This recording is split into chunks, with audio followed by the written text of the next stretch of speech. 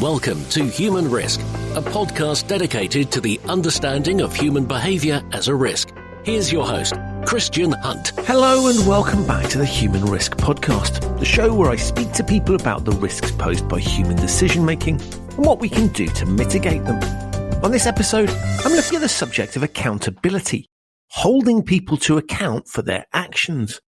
The reason this is relevant to human risk is that it's a powerful force that can drive human decision making. If we feel like we're going to be held accountable for something, then we're likely to bear that in mind when we decide on a particular course of action or inaction. If we don't feel like we're going to be held accountable, then we're less likely to feel constrained. We may not think about the things that we do.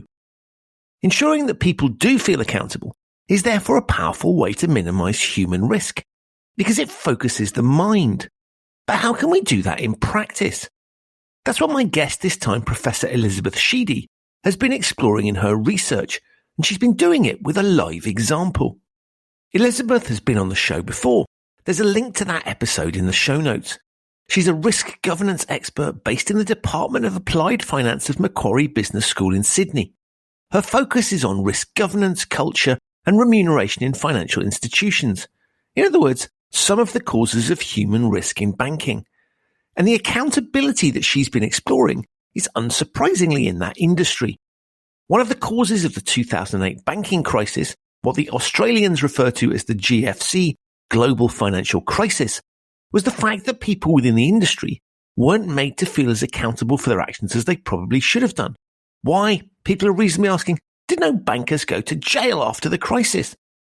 Since then, regulators have been trying to find ways to prevent a repeat, and the idea of making senior people in the industry genuinely accountable, in other words, that there are consequences to their actions, is something that's now being tried in a number of countries, notably the UK and Australia. And Elizabeth has been casting her eye over the Australian regime to see whether it shows any signs of working. In our discussion, we explore what accountability is, how Elizabeth went about researching it, and what the lessons she's learnt from it are. We also look at why academics doing research into regulation is a helpful form of keeping regulators in check. Whether you work in banking, in which case the regimes that we're talking about will either already apply or are likely to apply to your business, or whether you're merely the customer of a bank. What Elizabeth shares are some fascinating insights into a key mitigant of human risk. So please enjoy my discussion with Elizabeth Sheedy on accountability. Elizabeth, welcome back to the Human Risk Podcast. Delighted to be here, Christian. It's such a great community that you've formed here of people with interest in behavioural science and risk management and compliance and all the related things. Fabulous. Very kind of you to say, and it's even kinder of you to come back a second time. And the topic that we wanted to pick up this time is the idea of accountability. And there have been various regimes that regulators have introduced in financial services to look at that. So I wondered if we could start by just exploring what do we mean by accountability? Why do we need regimes for it? And what's the sort of general thinking here? Yeah, okay. So let's just throw out a definition. So I think accountability is just the perception that you're going to have to justify yourself at some point in the future, okay? And that there's going to be some consequences of that evaluation. Now, the consequences, could vary, okay? It could be everything from going to jail, it could be financial consequence, but even non-financial consequences can be quite important. So shaming, okay?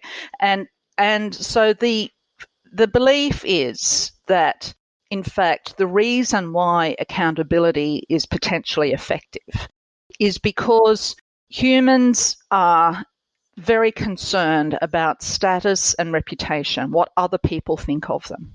They don't want to appear foolish. So that's the reason why that's what accountability is and why it's potentially such a powerful force. The basic idea, people take responsibility, if you like, for their actions. They're accountable for what they do. And the industry that's been pioneering this is financial services. And probably just to help listeners they'll be aware of what's gone wrong in the industry, but just to help listeners who aren't necessarily familiar with financial services, can you just explain a little bit about why have regulators in financial services felt it necessary to focus on this subject? Okay. Look, it really came out of the public anger with a whole range of different financial scandals. So the UK was the innovator here. They were the first to introduce an accountability regime. And it came out of, so post-GFC, we had all of those conduct scandals. So there was the LIBOR rigging. Then there was, the scandals to do with mis-selling of insurance products. So a whole lot of things that really just got people very upset, feeling that they'd been taken advantage of. And there was so much community anger that people really wanted to see heads on sticks. And it was a similar sort of thing in Australia a little more recently. So I'd say from about 2014, for the next 5 years, there was just a whole series of banking scandals. And it ultimately led to a Royal Commission, which ran all the way through 2018. And it was the same sort of phenomenon, just immense community anger. And people wanted something done. They were tired of senior executives hiding behind ignorance and group decision making. So, people in senior roles would say, "Oh, well, I never knew that this was going on. This was happening, in this huge organization. This bad stuff was happening 10 levels below me in the organization. I knew nothing." Okay. And people just are really tired of that argument. And so they want to say, well, if you didn't know what was going on in your own organization, why are you there? What we need is people who can manage these big organizations and can be on top of what's going on. So there's almost a thing that sort of says, okay, so these people are typically paid a lot of money. Yes. And so when things go wrong, they basically escape because they say, wasn't me, I didn't know anything about that. The organization gets punished and fined. Yes. But we sort of don't deal with it. So there's two things here, it seems to me. One is the sort of punitive piece, as you say, heads on sticks. But the second piece is really to say, okay, we have recognized that actually regulating firms without going to the level of individual is ineffective. And so the way that we can stop these things happening within firms is that we'll target the individuals in them. So we will make the responsibility that they theoretically have based on their titles and the structures internally and their salary, we'll make that feel very real. And we're going to impose some serious accountability on you. And that will meet two objectives. One is it'll genuinely deal with the issue. So you will have accountability within the firm. And the second bit is actually we will stop issues happening and we'll meet that regulatory objective of keeping firms safe because we're targeting a lever internally that's going to make that happen. That's right. Absolutely. So it's the individual. I think the point that you're bringing out there, one of the points you brought out there, Christian, was to focus on individual accountability rather than it all going back onto the organisation as a whole. And because the mechanisms of accountability that are very well established in the academic literature, those are all to do with accountability as an individual. It's those things of shame. It all comes back to our status as individuals. They're only going to be effective if the blame is sheeted home to a person as opposed to an organisation. So what we're looking here is really targeting individuals. And in order to do that, obviously, for that to be effective, we need to really understand the behavioural science behind what is driving decision-making. So can you talk us through a little bit around the sort of behavioural science behind this approach? Okay. All right. So the science on this is actually really strong. And it goes back to a lot of research that was done in the 1980s and 1990s. Some of the listeners might have heard of a psychologist by the name of Philip Tetlock. Okay, he's very highly regarded, and he's done a lot of work in the area of, expert opinion. But accountability is another one of his areas. So he was one of the pioneers, and what he discovered was that accountability was very effective for resolving a lot of the behavioural biases, okay, that are endemic in and hugely problematic in risk management. Okay, so I'm talking about things like availability bias. I'm talking about things like short-termism, groupthink, all of those. And it all comes back, we talk these days, thanks to Daniel Kahneman, we talk a lot these days about System 1 and System 2 thinking. Okay, so just a quick revision for, I'm sure most people will be familiar with this idea. But what this is, it's talking about the fact that our brains operate in two different modes. Okay, so the System 1, which is like the old brain in an evolutionary sense, that's very intuitive. Okay, it's very automatic, very effortless. So it's a sort of, when you're driving on an expressway and the roads are quiet, you're using System 1. Okay, it's very effortless. Then the System 2 brain is the part of our brains that's evolved much more recently. It's much more analytical, deliberative, effortful. So if you were doing, say, to extend the driving analogy, if you were doing a reverse park on a really busy road, you'd be using System 2, okay? So it's much more advanced, but it's tiring to use System 2. We can't do it all day, every day. And what we understand is that, a lot of the behavioural biases, things like overconfidence, things like short-termism that plague us in our risk management, they are errors that are due to System 1, okay?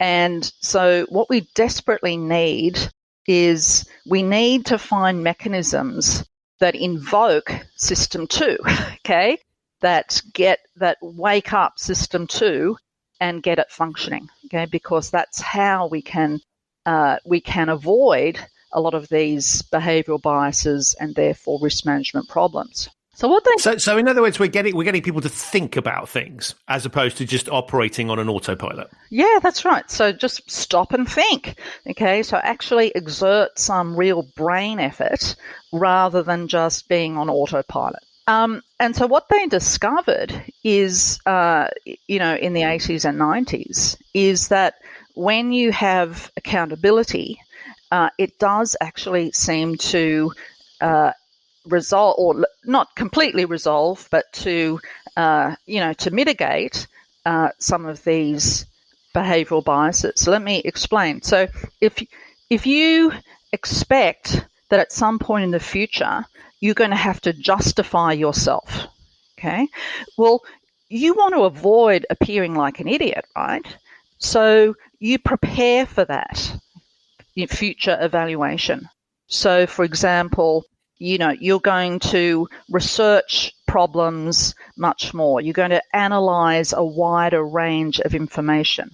You're going to be more self-reflective. You're going to anticipate counter-arguments, pay more attention to a wider range of information.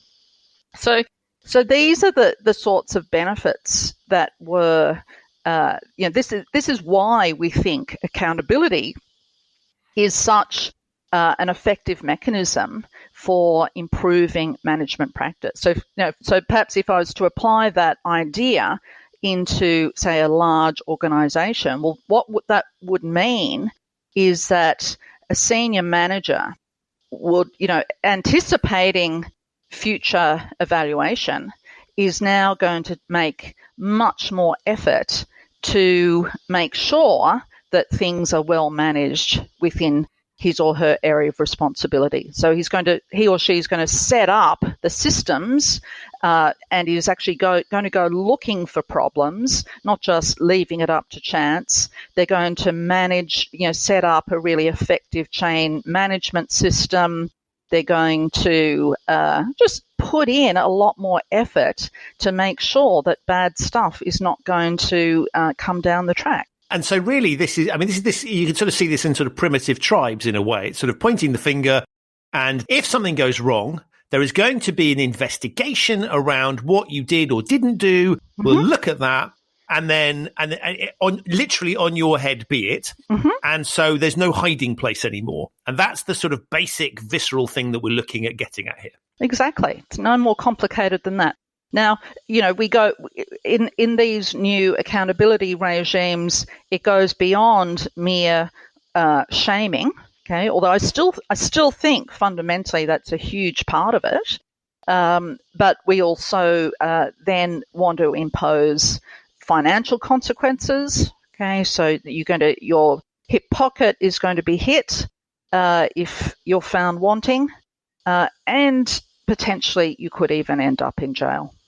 And so all of these things together are designed to drive exactly. So the things that if you were approaching these situations logically, you'd say, well, I would expect people to behave in this way. What we're really doing here in pushing System 2 in place is kickstarting those processes that a logical, that sort of would stand up in court, that would look That's sensible. Right. So you could justify your decision making. So in a way, it's not necessarily about saying bad things won't happen, but I'm looking for the logic behind what did you do and what were you thinking at the time, and I will assess you on that basis. Yes, that's right. You have to be able to justify that you made, you took appropriate steps. Okay, to that you weren't. The bad thing that happened didn't happen because you were slack. Okay, there was no reasonable steps that could have been taken to avoid it. So that term reasonable steps is a very important one, and it has of course it's actually been built into some of these new accountability regimes. As regulators look at this, there are requirements on people to be able to demonstrate that they've done that. So you need to take steps to be able to do. So it's almost what it's forcing people to do is gather evidence that they have done the right thing. So it's not just do it; it's also make sure that you can demonstrate that you've done it. Yep. So that if a regulator comes and says, "How do we know that you've taken reasonable steps?" Well, you need the evidence to be able to demonstrate that as well. Correct. And so the way this has been done is so in a large financial institution, there might be a list of about a dozen, could be more, dozen different areas of accountability. Okay, so it could be you could be given accountability for a particular set of products, or you could be given accountability for a particular market, or you might be given accountability for a particular risk, like, for example, anti-money laundering, or it could be compliance. Okay, so there'll actually be designated accountable persons for, it'll be very specifically laid out exactly what it is that you are accountable for. Okay, and then then you are expected to you're expected to take due care and responsibility in carrying out those accountabilities, and you have to be able to demonstrate that you have done that successfully. And of course, particularly in global organizations, the people with the responsibility, that might not naturally sit with them. So they may need to pull levers internally that aren't necessarily the normal ones they can pull. So what this is doing is cutting through job titles and corporate structures and sort of the regulator saying, I don't care what your reporting line, what your area of responsibility are, who else reports into you. You are expected to pull all of the levers internally. And I'm going to look at you as having this accountability. So even if your internal structure wouldn't historically have given you the power to do certain things, you're signing up to be able to deliver on that. So the regulator sort of expects you. And I think this is quite interesting because it's basically taking a thing that says corporate structures, there's unofficial and official structures and there's power bases. I don't care about any of those things. I'm just going to cut straight through and you're accountable for this thing. So if something happens, we're going to pin this on you and you're not going to be able to argue about reporting lines or systems or any of those things. You're responsible for it. That's right. You've got to work it out. And I do think it's a tough job having some of these accountabilities in very large firms. Okay. that's I guess part of what this is all about is the problem of we're too big to manage. We talk about too big to fail, but this is I think what a lot of what these regimes are about is addressing the problem of too big to manage. So you guys who are in these senior roles earning these massive salaries, you have got to figure out a way of making it work. And that kind of brings us nicely on to your research. So we've sort of looked at what it's there to do. And I'll put it in very simple terms, and I'd love to hear more detail from you. You sort of went, well, let's see if this works or not. Yeah. And what can we discover on the ground? So what was the sort of, is it just sort of it's been in place for a while and we wanted to see, or is there a specific focus that you were interested in? Yeah.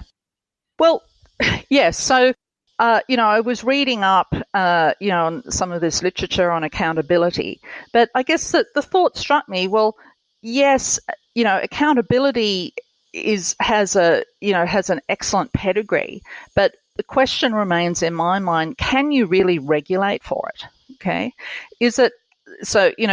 Do these specific regulations really are they capable of shifting the dial and making people feel more accountable? Okay, so there's this concept of felt accountability, and to a certain extent, accountability is a bit of a state of mind. Okay, so you could have, it's quite individual in a way. You could have two different people in the same role, the same accountability statements, same regulatory setup, but those individuals could perceive their situation quite differently. Okay, so we also need to think about, the individuals involved and how being people, respond to this new set of expectations. So that was certainly one of the things that drove this research because it is a very novel. No one as far as I know. I think the SMCR in the UK and the regime in Australia, which is called the behaviour, these regimes are really quite novel. I should also say they have been implemented recently in a couple of other countries. Hong Kong and Singapore spring to mind. So there's a few countries that have gone down this path following the British lead.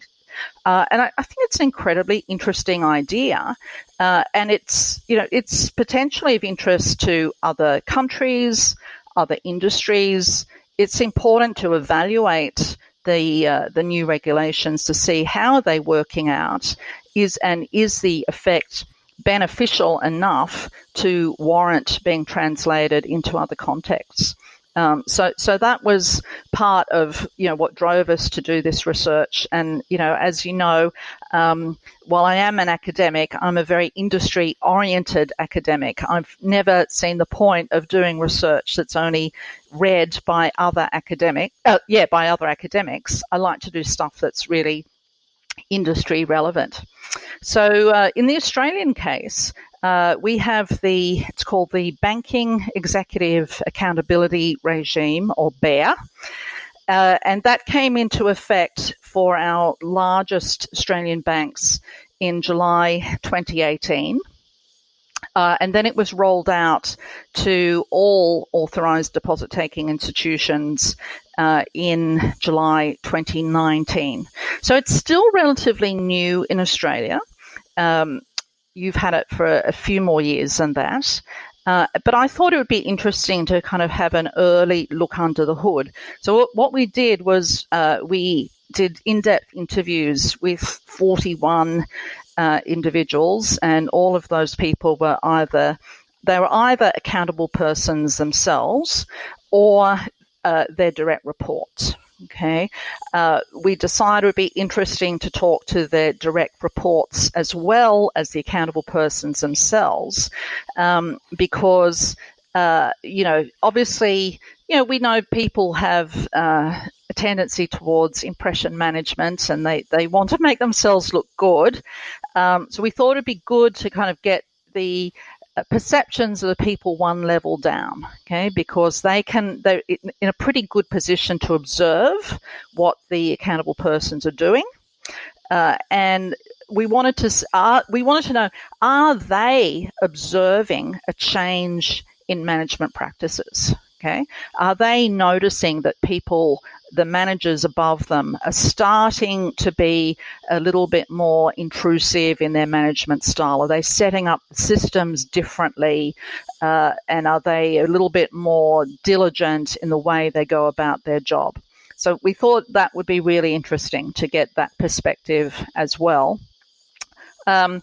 And even though it's still very early in the life of the bear, we thought it would be good to get an understanding of the implementation process. So seeing people, so organisations have really only just, in many cases, have only quite recently implemented it.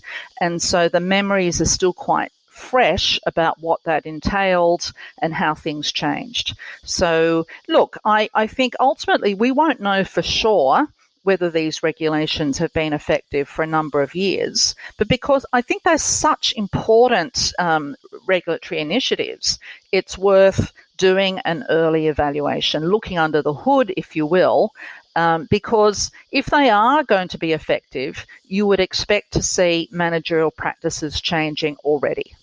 So that was the thinking behind the study that we did. We did, as well as the interviews, there was a little pre-interview survey. So that helped us to pick up, some of the more basic information about their experiences. And we also did some psychometric testing and testing of attitudes as part of that sort of pre-interview survey. And how did you pick the participants? Because one of the challenges, I guess, is if it's sort of voluntary, you would say, well, the people most likely to come forward to have a discussion with you about it are the people that sort of will have a handle on it. And so there's in a way, you could have a selection bias in that piece. How did you think about that? Look, that's very true. And I think I'll have to say that's probably a limitation of the study. I don't think that we could have completely eliminated that selection bias. But I did, so as you probably know, I'm fairly active on LinkedIn. And so I keep in contact with lots of bank executives. A lot of those are people that I've taught in the past.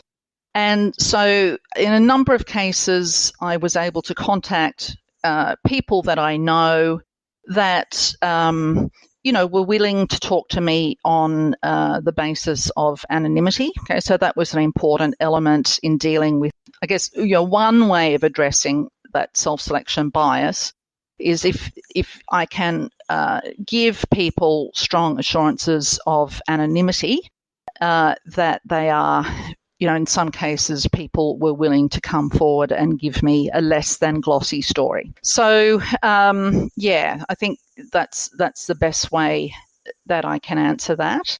We're operating, in a study like this, we're operating under strict university ethics. And I think that also gives people some confidence that they can speak candidly. So it's a little bit different from there's been a similar study undertaken, an evaluation that's been done in the UK by the regulators themselves. The danger with a regulator-sponsored evaluation is, I think they're more likely to have those selection biases than us. And so, I mean, this is fascinating. So you're basically talking to people on the ground and saying, how is this? So for the accountable individuals, you're asking the questions around, how does it feel? What does it make? How does it make you think differently about it? And then you're calibrating that by talking to some of the people that are around them to see are there observable changes in that. So I guess question one is what did you discover? Okay. Well, look, overall, the overall answer is generally positive. Okay. So I mean, not everyone had a positive view. There were some negatives, but the majority view was that the regime has brought some positive changes. Actually, another thing I need to make clear is that I specifically targeted accountable persons who are in risk, compliance, and internal audit roles. Okay, and that was quite an intentional strategy, because we know that a lot of the problems in the past are because of poor risk management, okay, because of failings in the process of assurance and compliance. So we thought, and we also thought that people in those roles, they do tend to have good visibility across the organisation. So someone in internal, someone who's the chief audit executive in a large bank, they've got a pretty good idea of what's going on around the organisation. They can talk not only about themselves, but what they're observing other managers do. So, yes, so sorry, I forgot to mention that. So your question is, how have things changed? Yes, so overall, people would say it's been good, okay? One of the things that probably the thing that surprised me the most was we got a finding that clarity of accountability brings a sense of empowerment, okay? And so actually things happen a bit faster. So I'm reading out a quote here this is a direct quote from one of the people we interviewed. Well, I think it's just having someone who's solely responsible for anything and it needs doing, then they make the decision themselves and get on with it, okay? So rather than, worrying about having to get sign-off from, all and sundry, there is a sense that people, if someone's got accountability, they do consult, but they just get on with it to a greater extent. And so that, to be honest, that was probably the one that surprised me the most, because the evaluation that was conducted by UK Finance actually was had a slightly different finding. They seemed to raise more concerns that the regime in the UK was slowing decision-making processes down. Okay, so this greater sense of empowerment was something that was a positive surprise. I think probably one of the biggest themes to come out of it is just that when you've got an accountability regime like the BEAR and the SMCR, what it does is it clarifies who is actually responsible, okay? So it's the clarity of accountability that then brings benefits in terms of greater care, skill, and diligence. So executives are more likely to be thoughtful. They're more likely to be self-reflective about their actions. They consult more. They gather more information.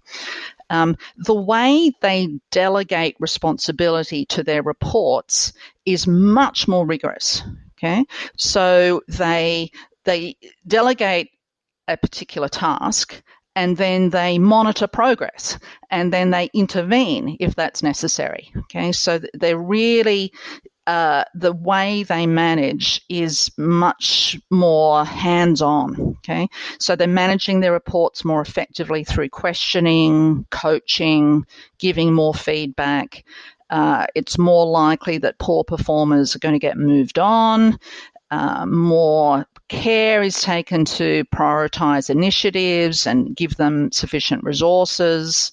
And so overall, what I'm talking about, it's executives are demonstrating more care, skill, and diligence, and that's a huge positive in my book. I mean, it's interesting because it sort of exposes in a way, and I'll use slightly loose language for fun, but the sham in a way of many corporate structures.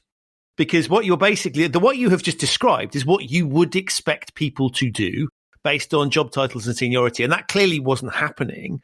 And so what this has done is kind of driven a process that really got to what we would expect people to ordinarily be doing, what their job titles imply they're capable of doing. And so actually, in a way, it's almost sort of exposed that many of the internal structures you could say, are not fit for purpose.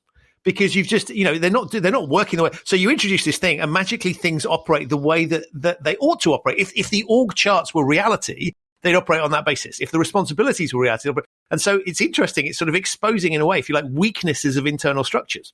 That's right. It's what should have been happening all along. Okay, and it's taken. Perhaps this has been it has been a bit of a jolt. To get some managers to wake up and actually do their jobs. I think so. I do want to talk about some of the negatives later, but for now, I'm just focusing on the positives. I think the general perception is of the people that I spoke to is that this has been really wonderful for people in risk compliance and assurance roles. Okay, because now that you know who is accountable, it's easier to then solve problems. Okay, so if you think about, one of the chief audit executives that I spoke to said to me, look, it's given a frame of reference for those conversations. Okay, so you discover a problem. She said, in the past, often it's taken a long while. You say, I've got this problem, and she has a dickens of a job trying to find anybody who'll take any responsibility for it. Okay, but with the accountability regime, you know exactly who is responsible. It's on a chart. So she would say, this allows you to cut through the crap, and what we're starting to see issues get resolved more effectively than they did in the past. So that's, I think, and also I think it's, some of the directors we spoke to said the same sort of thing. There'll be a problem of concern, and, in the past, it has sometimes been really difficult to find anyone who will really take ownership of it and get things resolved. Okay, and that's so I do see this as greatly beneficial for people who are in risk compliance and assurance type roles. And in terms of any other positives that we need to pick up before we move on to the other side? Okay. So, there is one. I want to talk, I think it's important in talking about this study to recognise that the bear was introduced during a very tumultuous time in Australian banking. Okay, so it was introduced in July of 2018 when the Royal Commission was raging. Okay, we were in the thick of that.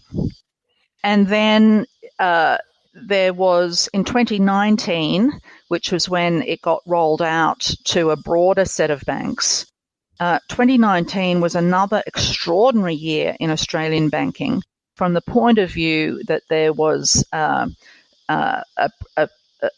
prudential inquiry into the Commonwealth Bank that was released, that was incredibly critical of the Commonwealth. And then in late 2019, there was a huge scandal blew up at Westpac. So this involved anti-money laundering, counter-terrorism financing issues. So the legislation was breached on over 23 million occasions, if you can believe that. And I think what really horrified people was that Westpac failed to pick up on transactions that involved child exploitation by very nasty people in Asia. So, when all of that hit, it was horrific. Okay, so if you can imagine, so Bear was introduced with all of this stuff going on. So in some sense, as we were interviewing these people, the accountable persons and their reports, and we'd say to them, what effect has bear had? And it was very difficult for people to tease out what is the bear effect and what is the effect of all these other scandals. And I think what we, in the end, what I think we came to is that you can't really split them apart, but almost everyone agrees that there was like an interaction effect. Okay, so you know how it is when there is some kind of shameful scandal hits the news. There is a short-term reaction where everyone's attempts at risk governance get heightened. Okay, so suddenly everyone gets the point, oh yeah, risk management really matters. And we drive more carefully after we've had an accident or seen one. Same thing from a societal perspective. You get some issue and everybody's focused on it because it's in fresh in the memory, and we don't want that happening again. Exactly. It's an availability bias thing. Okay, the memory is very fresh. Unfortunately, the effect doesn't last as long as you would like. Okay, and the memories fade, and eventually things go back to how they always were. But I think what we discuss with a number of people is that reaction where where the scandal leads to the heightened focus on risk governance, I think it is magnified by accountability. Okay, so let me flesh that out a little bit more. So taking the Westpac scandal, when that broke in late 2019, that has huge consequences, not just for Westpac, but all of their peer organisations. Okay, and so everyone starts delving in, what about our anti-money laundering systems? How are they going? Okay, and so suddenly, and particularly because if that effect is greatly magnified if you're an accountable person, right? Because you're looking across at Westpac and you're seeing the Westpac executives, being sacked and, going off in absolute shame. And so if you're in a similar situation in another organisation, you've got that same accountability. Well, you're going to do everything in your power to make sure that doesn't happen to you. So what you then see is that people are reviewing their anti-money laundering processes, and they're investing much more into this. It's a very complex area. And so I would say that the effect of the accountability is that the effect is magnified and extended for a much longer period of time. Does that make sense? Yeah. Fascinating.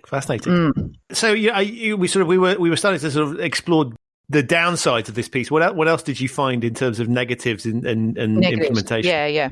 Okay. So the drawbacks were certainly there, but I think the general opinion was perhaps not as bad as people had originally feared. Okay. Probably the most significant one is administrative burden. Okay. So, to give you an example, every time there is a change in someone's accountability statement, that has to be reported through to the regulator. Okay. So there's a whole industry of, people having to keep track of even really minor technical changes in their accountability. And then there's a whole industry of people now recording all of their reasonable steps. Okay, people are trying to keep track of, it's an evidence base, planning for a future time when they might be evaluated or, they might come under scrutiny. Now, look, to a certain extent, having those that kind of record keeping, I think there's a certain positive aspect to it. Okay, it can be good to keep track of things. It can help people to be more self-reflective. But undoubtedly, sometimes that gets overdone. Okay, and so there's an issue there of squandered resources, if you will. Okay, that it's just a waste of time putting too much effort into all of that record keeping and building up an evidence base to protect yourself.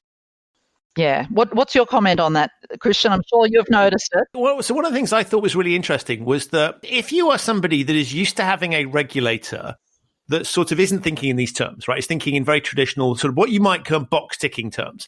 Suddenly that regulator has gone, right, I need to get a handle on this situation. I'm going to impose a whole load of requirements on you.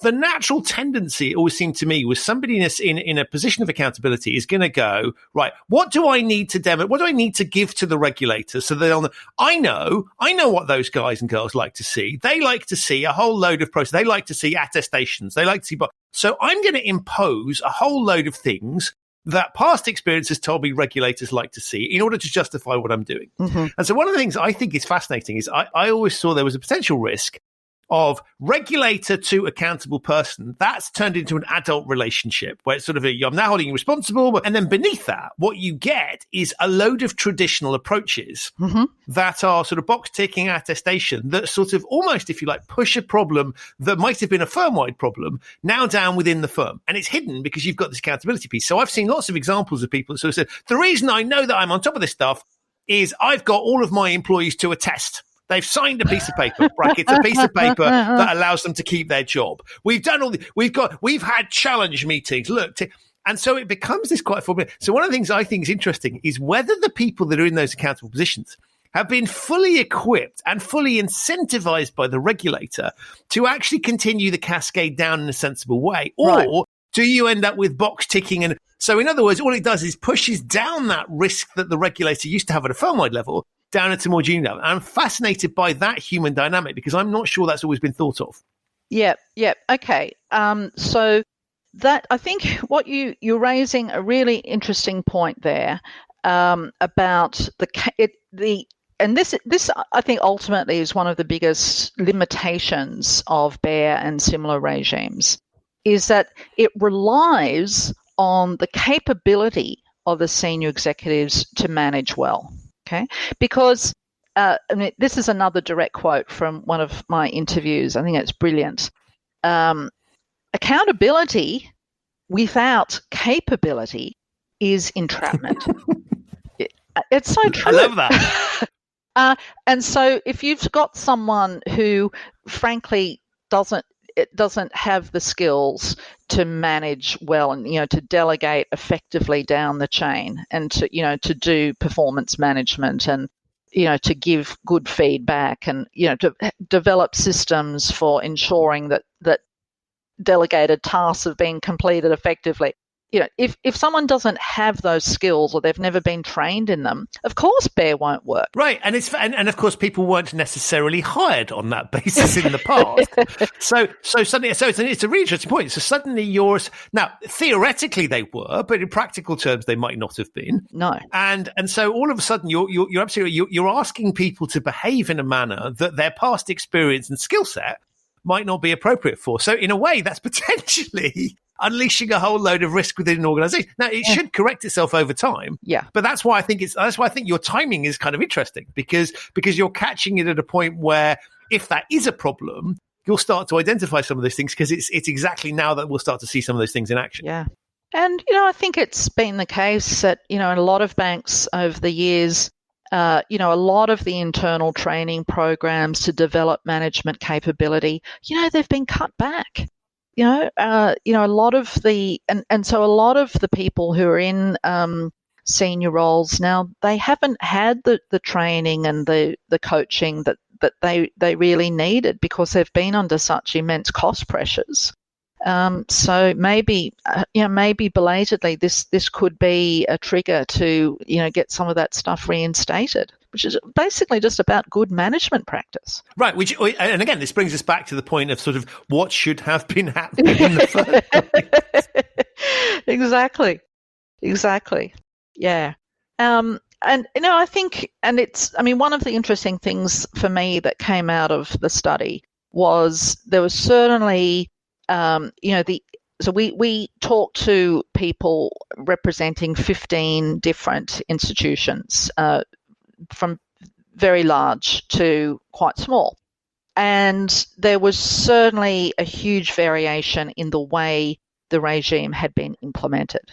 I mean, as you would expect, the people, the organisations that had implemented it in a more rigorous, thoughtful fashion were seeing bigger benefits. Okay. And the people that approached the regime, in what I would call bare light, just doing the bare minimum to get the regulatory tick. I mean, they weren't seeing the same benefits. Okay, so they were seeing not too much change at all. So I guess my overall view on the bear is that it's a mechanism that has good potential, but it takes a lot of work to really make it effective. Okay. And ultimately, too, I think, there's, a lot of people, worry a lot about the roles of the regulators themselves. How effective are the regulators in enforcing the regime? That's something that is obviously, important and relevant. But I would argue even more important and relevant is, what are the directors doing? Okay, so it should be the job of the directors in the first instance to make sure that executives are being held accountable. Okay, so I think that this is for people in other industries. Perhaps this is more of the take-out message that you might want to consider. Is there a way that we can implement?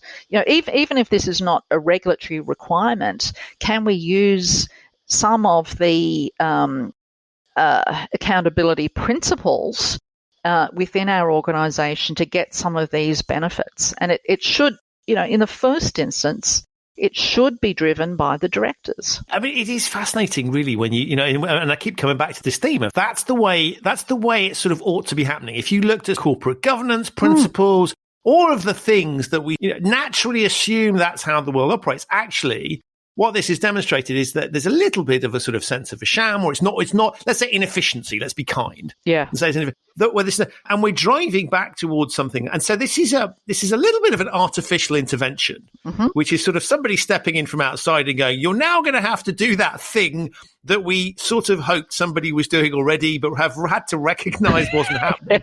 And we're going to impose that on you to try and force a dynamic that I think if you ask the average person in society, would assume was sort of happening anyway. How do companies work? Well, if you ask, the sort of ask children how companies work, they'll have the sort of boss tells, they have a pretty good idea of the theory. I mean, it's based on what they see on TV shows and wherever else, but they're pretty. And so what we're doing is artificially kind of taking ourselves back to some things that should have been happening anyway. So I think that what I find really interesting about this is it's sort of to say, okay, we want to get back to the reality that we all sort of hoped was there and all expected to be there. And we're doing that by using some behavioral science to kind of drive the humans within the organization to do that thing that the structure and the law was expecting them to do and society was expecting them to do anyway. Yeah, exactly. I think that's a really excellent summary. And it's interesting. I mean, another one of the fears that people had about the bear was that that it would be really difficult to recruit and retain senior executives. Okay, because people would be frightened off by these additional accountability mechanisms. In the end, it doesn't seem like that has been such a big issue, and for the reason that you've just given, because I think when people have sat down and thought about it, they've realised, well, actually these requirements are pretty fair and reasonable. It's not unreasonable to expect that earning this amount of money we should be expected to set up some good management systems. And I think there's something interesting about the banking industry as well, and job titles. It's absurd. The words director and managing as examples, they are thrown around glibly. I mean, I was a managing director of a bank. I'm not sure how much directing I ever did, but they have these very high, vice presidents, the other one that cracks me up. They're very often not presidents, but you have vice presidents knocking around in these organizations. So the job titles all point to a sort of grandiose seniority importance. Yeah. And in a way, it's almost sort of indicative of many of the other areas of the industry, which is you sort of have these grandiose titles and the salary to support it, but without some of the accountability and responsibility. And I think this is a fascinating bit that's sort of starting to expose where, if you went into the military or you looked at other safety critical industries where, genuinely life and death consequences, the sorts of accountabilities that you see in those professions didn't really seem to apply in the banking sector. And so it's bringing them in line with those particular pieces. So I think it's fascinating when you say that people, they don't like it, but they kind of begrudgingly accept actually that it does make sense. It is it's not an unreasonable ask given the job title you have and the amount of money you have and the apparent responsibility that you have. Yeah. So it's I've really loved doing the project, and I'll be interested to see how people respond to it. Any comments from your listeners, of course, would be greatly appreciated. Obviously, there's still that big effect where, certainly in Australia, and I think it's the same in the UK, people love to hate banks and they love to hate the regulators. And they find it hard to see any good. I really hope, I would love to see the industry make some solid gains. Because I know there are a lot of, yes, there's bad, but there's also a lot of really good people who are trying to do a good job. I'd love to see the industry really, make some progress, in lifting, the way they manage themselves and ultimately having a better reputation in the broader community. It would be a good thing for everybody if we could rebuild trust. Ultimately, we won't know the impact. I think we won't know for sure how successful it's been for a few years yet, but I've actually been quite encouraged by what I've seen. And I love this because there's a real sort of thread of social good that comes from your passion and interest in the industry, because one of the reasons that we regulate banking is, yes, there's the bad things happen when it goes wrong, but actually it's really important. It fulfills a really important social purpose that allows people to buy houses and start businesses and for things to function the way they are. Wouldn't function if we didn't have a banking system. So it's really, really critically important. And I love your approach to it, because I think what you're doing is casting a sort of critical eye over it, but in a kind of nurturing, supportive way, which is the research is around saying, look, I know where this is coming from, but is it actually doing what it's supposed to be doing and keeping it close? And so I see you in many respects as being a little bit of a sort of, overseer of regulators, in that your research is fulfilling a thing, keeping them in check, but it's not done in a sort of let's just throw stones at them. It's, I recognize the underlying value of the industry, and I want to get it back on an even keel where, frankly, it should be to fit alongside its social purpose and the benefits to society of having an industry that's well run. Oh, well, thank you, Christian. I would hope that people see it that way. Sometimes not everyone does. I should actually be sure to thank. I did have some wonderful industry partners doing this kind of research. It's incredibly difficult. We're in a very funding constrained environment in universities at the moment, and it's getting worse. We're looking at another big purge very soon, another probably massive number of academic staff will be leaving. So it's a funding constrained environment, and I rely very much on the goodwill of the industry to give me access and support what I'm doing.